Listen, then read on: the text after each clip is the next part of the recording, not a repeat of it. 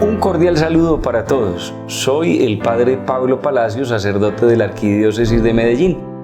Me complace poder compartir con ustedes 4 reflexiones que corresponden precisamente a los 4 domingos de Adviento de este año en el ciclo A. La puerta de entrada al tiempo de Adviento nos la regala San Mateo con el Evangelio del primer domingo. Mateo capítulo 24, versículos 37 al 44, donde se nos habla de la segunda venida del Señor y las implicaciones para todo creyente. Del Evangelio de San Mateo. Como en los tiempos de Noé, así será la venida del Hijo del Hombre. Porque como en los días que precedieron al diluvio, comían, bebían y se casaban ellos y ellas, hasta el día en que entró Noé en el arca. Y no se dieron cuenta hasta que vino el diluvio y los barrió a todos. Así sucederá cuando venga el Hijo del Hombre.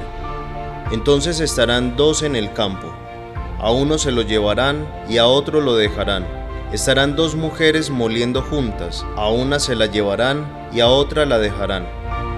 Estad en guardia, porque no sabéis en qué día va a venir vuestro Señor. Tened en cuenta que si el amo de casa supiera qué hora de la noche iba a venir el ladrón, estaría en guardia y no dejaría que le asaltaran la casa. Estad preparados también vosotros, porque a la hora que menos penséis, vendrá el Hijo del Hombre. Les propongo como itinerario de reflexión, en un primer momento, unas palabras introductorias a todo el material que vamos a trabajar para este primer domingo. Luego, algunos aspectos concretos del texto en mención y finalmente unas conclusiones prácticas para nuestra vida de fe. Comencemos entonces a nivel de introducción. En primer lugar, cada domingo cuando participamos de la Santa Misa y profesamos la fe, en el credo decimos: y vendrá lleno de gloria para juzgar a vivos y muertos. Es una verdad de fe fundamental que cada 8 días estamos nosotros profesando. En segundo lugar, ya que vamos a tratar un texto del Evangelio de San Mateo, es fundamental tener presente cómo ha organizado el evangelista su obra.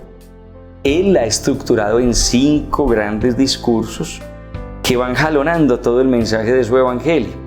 Él escribe para un auditorio de judíos que se han convertido al cristianismo y con sus 5 grandes discursos de alguna manera quiere emular los 5 primeros libros de la Biblia para que ellos comprendan las 5 nuevas enseñanzas que Jesús trae.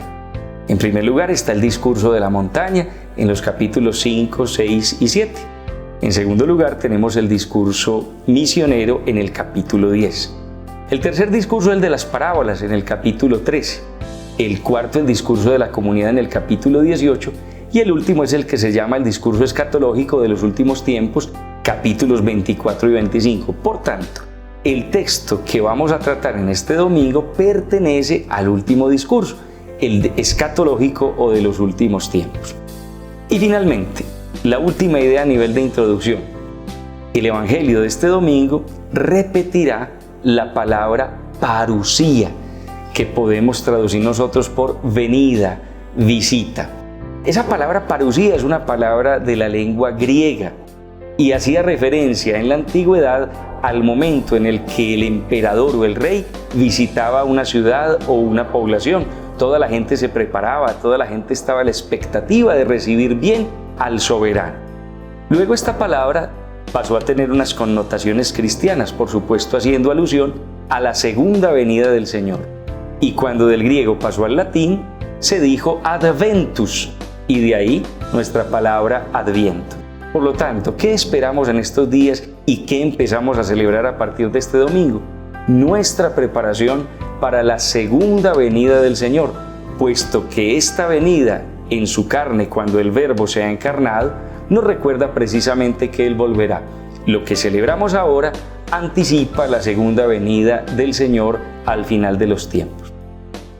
Vayamos ahora a analizar 3 ideas fundamentales en el texto que nos presenta la liturgia para este primer domingo de Adviento en el ciclo A, de manera que podamos comprenderlo mejor. Primero, con respecto a la segunda venida de Cristo se manifiesta algo particular y es el desconocimiento. Nadie sabe ni el día ni la hora. Incluso si nos devolvemos un poco en el texto al versículo 36, que no aparece en la liturgia de este domingo, se afirma que ni siquiera el Hijo de Dios sabe cuándo ocurrirá. Es un conocimiento que compete solo al Padre. En segundo lugar, nos encontramos con que la segunda venida, dice el Evangelio de hoy, implicará un juicio. Estarán dos hombres en el campo, a uno se lo llevarán, a otro lo dejarán, y lo mismo ocurre también con las mujeres. Esta separación, desde la perspectiva de Mateo, implica siempre la idea de un juicio. Él ya ha manejado esta idea en el discurso de las parábolas, en el capítulo 13, y no en vano, el discurso escatológico, al final del capítulo 25, concluirá con una separación entre justos e injustos. Por lo tanto, la idea de juicio es inherente, es fundamental a la segunda venida de nuestro Señor. Sabemos que Él vendrá para juzgar en gloria a vivos y muertos. Llegamos así a la tercera y última idea que queremos meditar sobre el Evangelio de este domingo, que es consecuencia de las dos anteriores. Si desconocemos el día y la hora en que vendrá nuestro Señor, y si sabemos que su segunda venida está asociada a la idea de juicio, Cristo mismo nos invita a asumir una actitud fundamental, la vigilancia. De hecho, Él lo repetirá en el Evangelio de este domingo. ¿En qué consiste vigilar? Debemos seguir el hilo conductor del discurso escatológico para comprender lo fundamental de esta actitud creyente. Si proseguimos en el texto, nos encontraremos con la responsabilidad que debe asumir el administrador solícito, repartiendo ración a los siervos en su debido momento.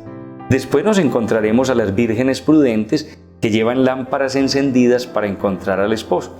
Y finalmente, aquellos siervos que multiplicaron los talentos que el amo les había encomendado. Vigilar entonces es aguardar responsablemente al Señor. De ahí entonces que todo cristiano deba caracterizarse por hacer bien lo que debe hacer en el momento que debe estar haciéndolo. Responsabilidad y generosidad. La actitud concreta a la que nos invita el Señor en este primer domingo de Adviento es la vigilancia. No sabemos si viviremos su segunda venida, pero tampoco sabemos cuándo será el momento de nuestra muerte, momento en el que nos encontraremos definitivamente con Él. Por lo tanto, responsabilicémonos cada día de aquello que debemos hacer y hagámoslo con tal entrega y con tal donación que podamos contribuir también a que muchos, por medio de nuestro esfuerzo, conozcan al Salvador que se hizo hombre precisamente para llevarnos al cielo. En segundo lugar, descubrimos entonces que teniendo semejante tarea de compromiso, de exigencia, de responsabilidad, de vigilancia, estamos dispuestos entonces para afrontar lo que será el juicio de Dios. La liturgia en su sabiduría nos ofrece varios ejemplos de cómo debemos obrar en vigilancia. El segundo y el tercer domingo de Adviento la atención estará centrada en la figura de Juan el Bautista y el cuarto domingo de Adviento en la figura de San José. Y mientras transcurren los domingos de Adviento, la liturgia nos regalará la posibilidad de celebrar la solemnidad de la Inmaculada Concepción de María Santísima. Juan Bautista, San José, María Santísima, ejemplos de vigilancia, para que esforzándonos cada día, vivamos este tiempo de Adviento como digna preparación al nacimiento del Salvador, cuyo día en que vendrá no conocemos ni sabemos. Si desconozco el día y la hora en que vendrá el Hijo del Hombre, la parucía del Señor, su adviento, vivo cada día como si fuera el último de mi vida. ¿Cómo es mi actitud de vigilancia en la misión a la que el Señor me ha llamado? En mi estudio, en mi trabajo, ¿soy responsable y soy generoso? Tercera pregunta, ¿a qué me llama el Señor al inicio de este tiempo de Adviento? ¿Y qué podré hacer para que diciembre no me quite la espiritualidad de estos días?